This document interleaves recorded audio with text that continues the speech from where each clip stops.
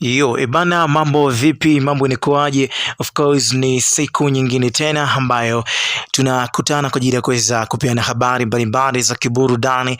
Tunaweza kukutana pia kwa ajili ya kuweza kusogezeana zote kali ambazo zimekuwa zikihusiana moja kwa moja na masuala mazima ya usajili kutoka Tanzania, lakini pia nje ya Bongo. So moja ya kitu ambayo of course inazidi kuzungumziwa sana kwenye mitandao, na moja ya kitu ambayo mashabiki wengi wamekuwa wanatamani kuweza kukata kiu yao ni kuhusiana na mchezaji kiungo kutoka Zanzibar ambaye anakipiga katika kikosi cha Azam FC, na mzungumzia Faisal Salum Abdalla Faitoto, wengine wanamuita Fairasufi. Mmoja ya usajili ambao unatazamiwa karibu sana kipindi hiki cha usajili kuweza kujiunga na miamba miwili kutoka Tanzania.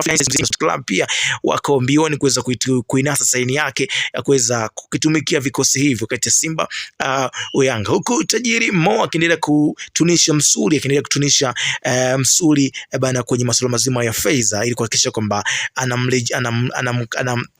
anamsogeza kiungo huyo katika unyamwezini katika kikosi cha Simba Sport Club, huku Young Africans Engineer Hersi naye akizidi kututumua msuli wa kifedha zaidi kuhakikisha kwamba kiungo huyo anarudi tena kwa wananchi kama ilivyokuwa hapo mwanzo, ambapo alikuwa anakitumikia katika kikosi hicho na baadaye kuweza kuungana na wanalambalamba wa Azam FC kwa ajili ya kuweza kupiga bodi katika kikosi hiko. So Faisal Salum inasemekana kwamba bana tayari yuko njia panda kuweza kujiunga na Simba, lakini pia yupo njia panda kuweza kujiunga na Young Africans, wananchi kutokea pale Jangwani, ili kuhakikisha kwamba anaenda kutimiza malengo ya klabu hiyo ili kuweza kufanya vizuri kimataifa na kuweza kufanya vizuri pia katika ligi ya ndani. So Faisal Salum waiza wakati wa Simba au wakati wa Yanga, mimi na wewe tuendelee kusubiri. Nikukumbushe tu usipite bila kusubscribe, kisha ruhusu notification kuweza kupata habari zote ambazo zinakuwa zinahusiana na masuala mazima ya usajili na mengineyo kibao.